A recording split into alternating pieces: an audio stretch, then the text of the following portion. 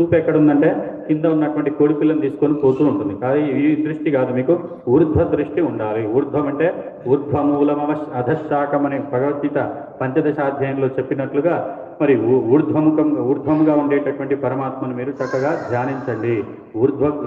ఊర్ధ్వ దృష్టి కలిగినటువంటి వ్యక్తులుగా మీరు ఉండాలనేటటువంటి విషయాన్ని తెలియజేస్తూ ఉన్నారు. కాబట్టి అందుకనే పైన పెట్టడం అనేది జరుగుతుంది.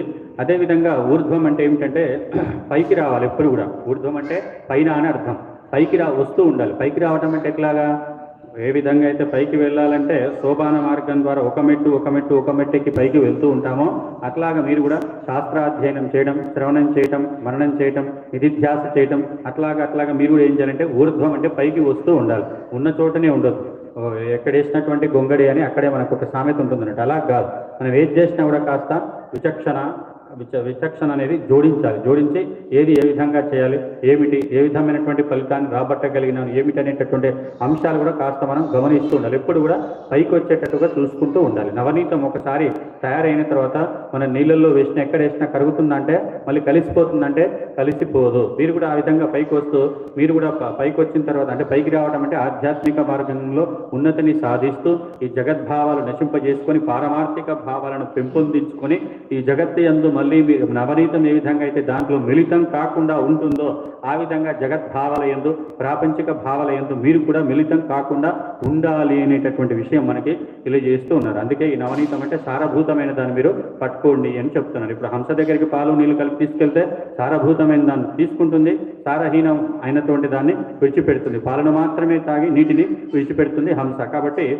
ఈ సారాన్ని మీరు పట్టుకోవాలనేటటువంటి ఉద్దేశం చేత నేను దొంగిలించలేదమ్మా నవనీతాన్ని, వాళ్ళే చెబుతున్నారు అని అంటాడు కృష్ణ.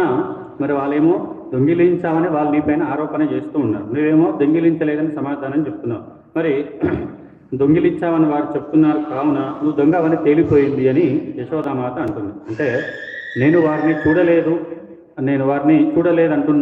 చూడలేదని నువ్వు అంటున్నావు కదా, అంటే వాళ్ళు చూడనప్పుడు నువ్వు దొంగతనం చేశావా అని మళ్ళీ యశోదామాత అడుగుతుంది. వాళ్ళు చూడలేదంటే మరి వాళ్ళు చూడనటువంటి సమయంలో దొంగిలించామనే కదా అర్థం అని యశోదామాత అంటే, అయ్యో ఏమిటమ్మా నీవు అంటున్నటువంటిది, నేను బాలుడను, నేను మాట్లాడే పలుకులలో అంత పరిజ్ఞానం ఉంటుందా అమ్మా, నేను మామూలుగా మాట్లాడుతున్నాను, వాళ్ళే దొంగిలించి ఉంటారమ్మా, వాళ్ళే నవనీతాన్ని దొంగిలించి మరి ఈ విధంగా ఆరోపణ చేస్తూ ఉన్నారు అమ్మా అని చెప్తాడు. అమ్మ ఇంకోటి, వాళ్ళు దొంగిలించానని అంటున్నారు కదా, దొంగిలించినప్పుడు నన్ను పట్టుకోవచ్చు కదా, మరి పట్టుకుంటే నేను పట్టుబడతాను కదా, ఇంతవరకు ఎవరైనా నన్ను పట్టుబట్టుకున్నట్లు మీరు చూశారా? పట్టుబట్టుకోలేదు. ఒకవేళ దొంగ అని నువ్వు అసత్యవంతుడు అని నా పైన ఆరోపణ చేశారు, నన్ను పట్టుకోవడానికి వచ్చినప్పుడు నేను యశోదామాత పుత్రుడను అని నేను చెప్పినాను అనుకోండి అమ్మా, యశోదామాత పుత్రుడు అంటే వాళ్ళు నన్ను పట్టుకుంటారా? ఏం చేస్తాను? యశోదా కుమారుని అనగానే వాళ్ళు ఆగిపోతారు భయపడి అని చెప్పగానే యశోదామాత గురించి చెప్పేసరికి ఆమె కూడా శాంతించింది. వెంటనే మరి భక్తి భావన కలిగింది. యశోదామాత ఒక్కసారిగా వారిని కౌగిలించుకొని యశోదామాత కృష్ణుని దానికి సేద తీర్చడం అనేది జరిగింది. ఈ విధంగా నవనీత చౌర్యం అనేది పరమాత్మ చేస్తూ ఉన్నాడు. ఇట్లాగా తన యొక్క లీలలన్నీ కూడా ఎన్నింటినో పరమాత్మ చేసి చూపిస్తున్నాడు యొక్క దశమస్కందం యందు. వీటిని కూడా సందర్భానుసారం మనం ఇంకా తెలుసుకునేటటువంటి ప్రయత్నం చేద్దాం. తర్వాత ఈ భాగవతం కూడా మరి ఎప్పుడు మనం తెలుసుకోవాలంటే ఈ విశేషంగా భాగవతంలో ఉండేది ఏమిటంటే కృష్ణ చరితమే విశేషంగా ఈ భాగవతం యందు మనకి పరమాత్మ తెలియజేశాడు. ఈ కృష్ణ చరితం కూడా ఇంకా మనం బాగా తెలుసుకునేటటువంటి ప్రయత్నం కూడా చేద్దాము.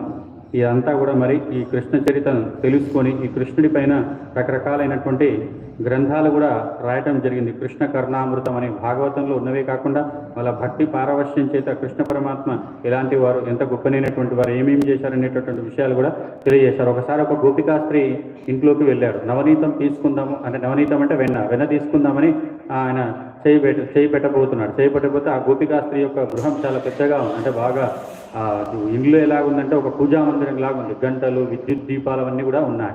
అంటే చేతి పెట్టి తీసుకునేటప్పుడు ఆ గంటలకు చెప్తున్నాడు ఏమనంటే, ఓ గంటల్లారా మీరు మ్రోగకండి, నేను ఈ వెన్నం తింటున్నాను అని ముందే ఒక శాసనం జారీ చేశాడు. గంటలు అదే మీరు భగవంతుడు అండి, మీరు చెప్పిన తర్వాత మీరు చెప్పటము మేము దాన్ని వినకపోవటమా, మీరు ఆజ్ఞ శిరోధార్యం తప్పకుండా మేము మోగకుండా ఉంటాము అని ఆ గంటలు అంటాయి. వెంటనే ఆయన వెన్న తీసుకొని తినడం ప్రారంభిస్తాడు. ఎప్పుడైతే తింటూ ఉంటాడో గలగల అంటూ ఆ గంటలన్నీ కూడా మోగుతాయి.